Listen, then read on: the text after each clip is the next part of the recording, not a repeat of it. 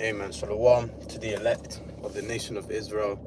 First and foremost, I'd like to start this lesson by giving all praises, honor, and glory to the Heavenly Father and His only begotten Son, Yahweh, Bahasham, Yahweh Shai, Bahasham, Rucha, Kodash.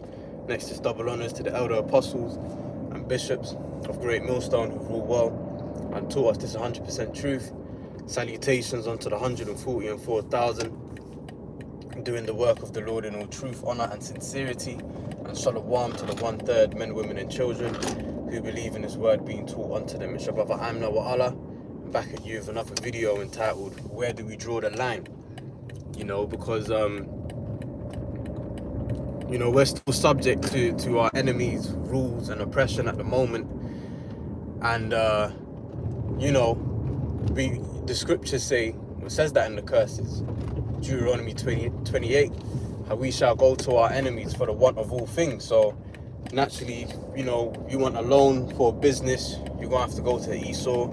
You want to get that job, you're gonna have to go to Esau or any of these other nations, things of that nature, right? So that's just kind of the setup that's at hand at the moment. But we all know that this world is getting ready to be snared into this digital system and into the whole MOTB infrastructure. So it's like, when it comes to that, where do we draw the line, man? Well, firstly, I want to start with this. This is Sirach 12:10.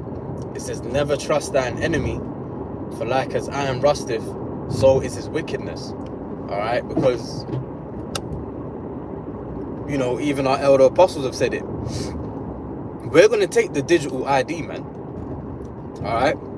We are going to take the digital ID. What we're not going to take is the MOTB.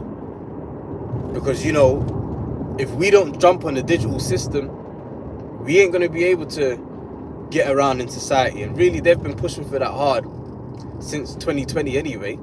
I remember in 2020 when that whole Crown Vic thing happened, and then all of a sudden, there was loads of shops where you could only pay by card. You couldn't pay by cash anymore.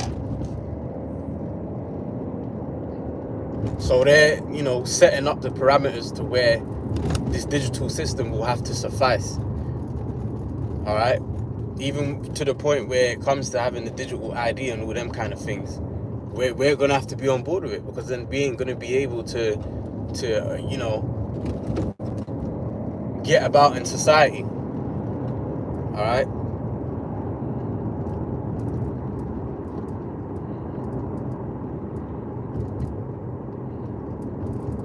This is Revelation chapter 13 and verse 16, just for context. Because these scriptures are coming to life, man. These scriptures really are coming to pass. And, we letting you know, beginning with our elder apostles, what the deal is. And, you either hear or you forbear. Really, it's down to the Heavenly Father. It's down to the Spirit, whether, you're fully persuaded in your mind. So Revelation 13 and 16 says, and he causeth all, both small and great, rich and poor, free and bond, to receive a mark in their right hand or in their foreheads. And the Greek word is charagma, which is a physical incision that's under the skin. All right, and you already got that in places, I believe, like Sweden. They've already got people willingly taking that mark so that they can, purchase drinks and beverages, the beverages, and that when they're at work, they can sign in and do whatever, right? And then you've got the Neuralink, for the forehead, because it said in your right hand or in your forehead. So you got Neuralink, and Neuralink ain't the only company that's dealing with brain chips, by the way. Neuralink is one of many companies. So these things are working in the background. Just because you don't hear about them day in, day out doesn't mean it's not happening. Because, every now and again they do drop little nuggets. Like even Donald Trump, what did he say? He said that how this current financial system is outdated, and pretty much they're revamping it. That's not exactly how he said it, but that's, you know, for lack of better words, that's pretty much what he said. That his financial system is outdated, and it's, you know, a major overhaul is needed, and basically, you know, that's in the works. That's what Trump is letting you know. So this thing is getting ready to happen, man. All right, verse 17. And that no man might buy or sell, save he that had the mark, or the name of the beast, or the number of his name. So you see, you're going to be excommunicated out of society if you don't get on board, man. If you don't take the MOTB, if you don't, you know, get the thing in your hand, you're going to be excommunicated out of society. But guess what? If you don't take that digital ID, you're going to be excommunicated out of society same way. Now, the digital ID is going to be the precursor to the MOTB. Okay? So, we can take the digital ID, because what you have to understand with the digital ID, you know, you're going to be identified via, I'd imagine, you know, your phone, maybe biometrics, as in like your fingerprint, you know, potentially. However, you're not getting that mark underneath your skin. All right, because that's what determines your salvation, is whether you have got that mark.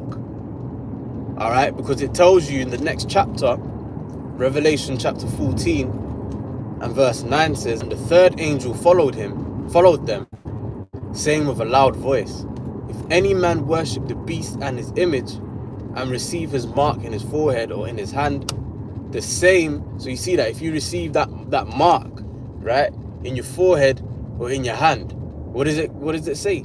It says, the same shall drink of the wine of the wrath of the Most High, which is poured out without mixture into the cup of his indignation, and he shall be tormented with fire and brimstone in the presence of the holy angels and in the presence of the Lamb. So you're gonna be fuel for the fire, man, if you take that mark. You see? But you see, the elect are desiring a mark too.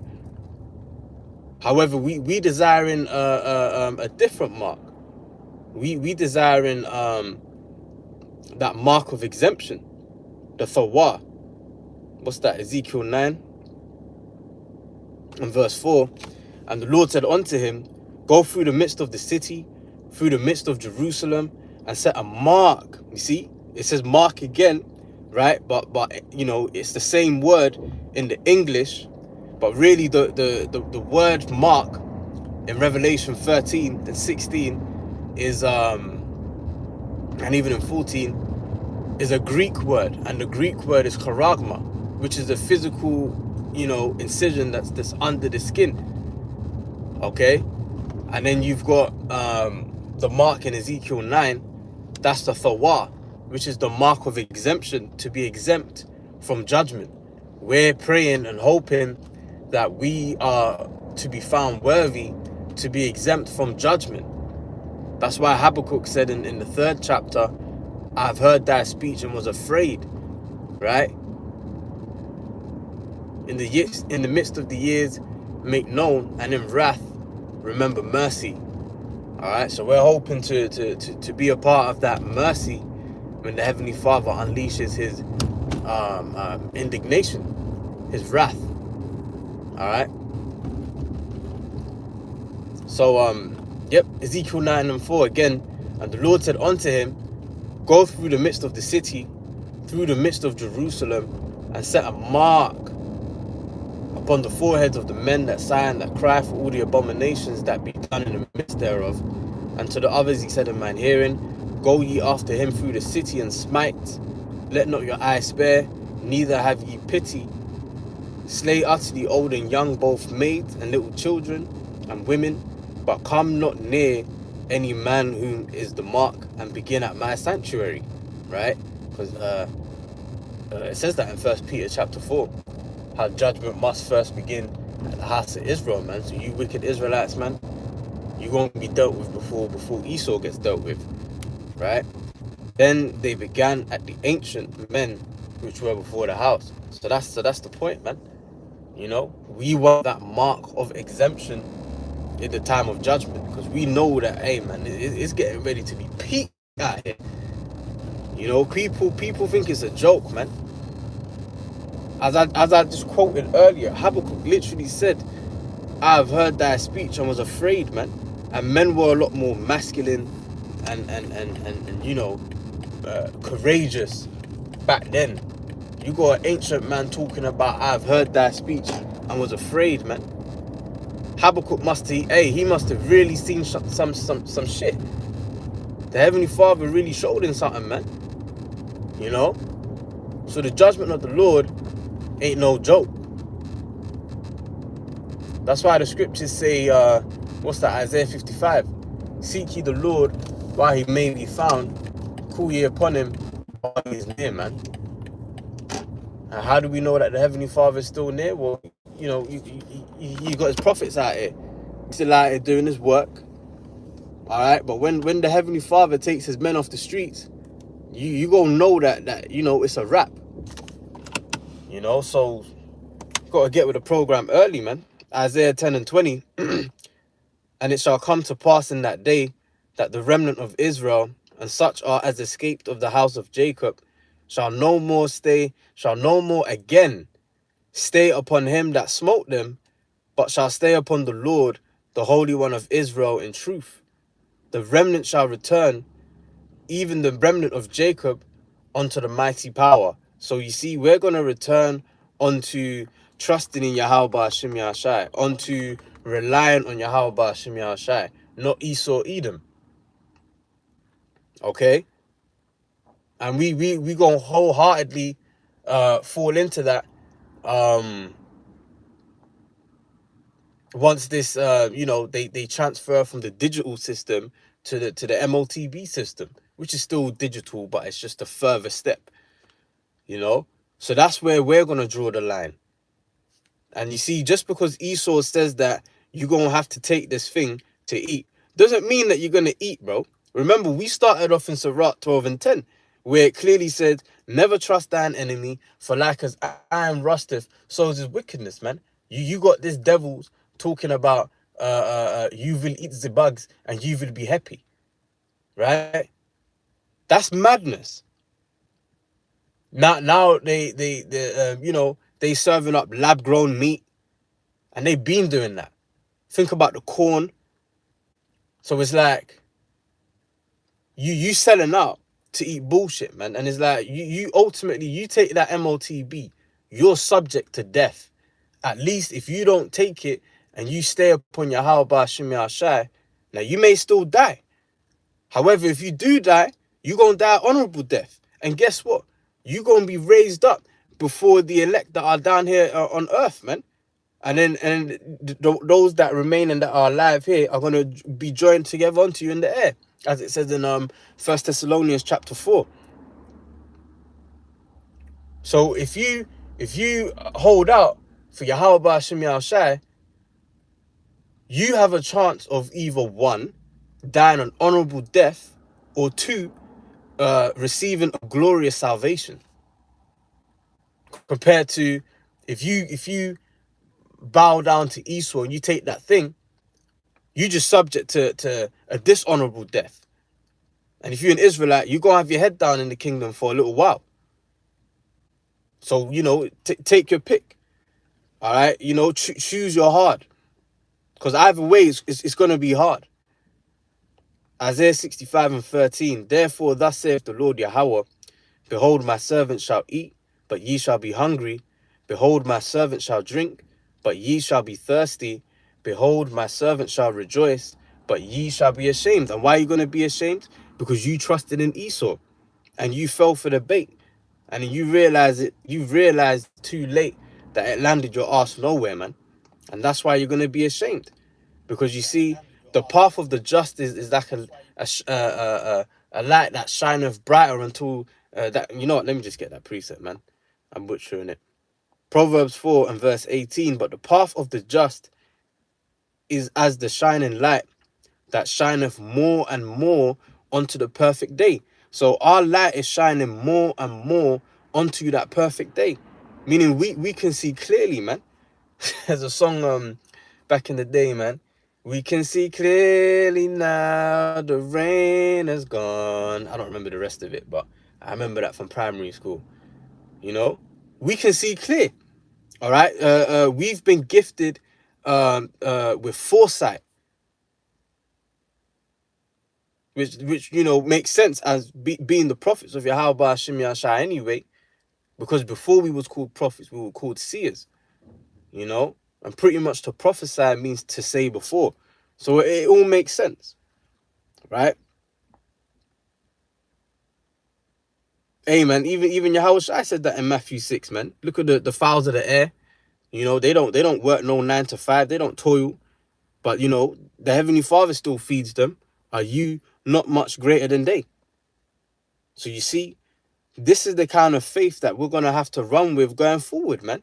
Psalms 116, in the NLT, one of the verses says how the Lord is near unto those of a childlike faith. You gotta see the Heavenly Father as Big Daddy, man. Daddy can do it. Daddy gonna sort it out. Ain't got nothing to worry about, man. That's the kind of faith that's gonna get us delivered out of here, man. Because it's gonna be hard. You know, remember, we're gonna be excommunicated out of society ultimately once it comes down to that MOTB. You know, we gonna be masqueraded as terrorists, as a threat to society. We gonna have bounties on us. We're gonna have people chasing us down. But guess what? The Heavenly Father, he gonna lift up that standard. It says that in Isaiah chapter 59, man. You see, there's power in these precepts. So once again, actually, I'll read the next verse. Isaiah 65:14. Behold, my servant shall sing for joy of heart, but ye shall cry for sorrow of heart, and shall howl for vexation of spirit. So that's my point. Choose your heart. Because, yeah, we're going to be singing for joy of heart, but the scriptures still say in the book of Acts that through much tribulation shall we enter into the kingdom of the Most High. So, yeah, we're going to be singing, yeah, we're going to be rejoicing, but it's still going to be hard. The ultimate singing and rejoicing is going to come once we're actually delivered, man. But you guys that trusted in Esau Edom, trusted in this beast system, and took the MOTB, you going to be crying for sorrow of heart and howling for vexation of spirit, man. And then you're going to come in the kingdom and you're going to have your head down for a minute. You know, some woke up to everlasting life and the others to everlasting shame. I believe that's in Daniel 12. So, you know, basically, you just got to choose your heart, man. Because no matter which way you look at it, it's going to be hard. If you decide to trust in Yahweh Hashem Yahshua, it's going to be hard, but it's going to be worth it. If you decide to follow after Esau Edom, it's going to be hard and it ain't going to be worth it. It never is worth it, man. Think about these celebrities. They got to do all kind of heinous acts just to get a piece of the pie, and it's not worth it. But that's their heart, you know? So yeah, man, we just got to stick with it, man. And know, most importantly, where we got to draw the line, man. All right? So yeah, man, I'm gonna wrap up here for this video. I pray, Lord willing, it's been edifying. And until the next time, I say shalom. Stay up, stay strong, man.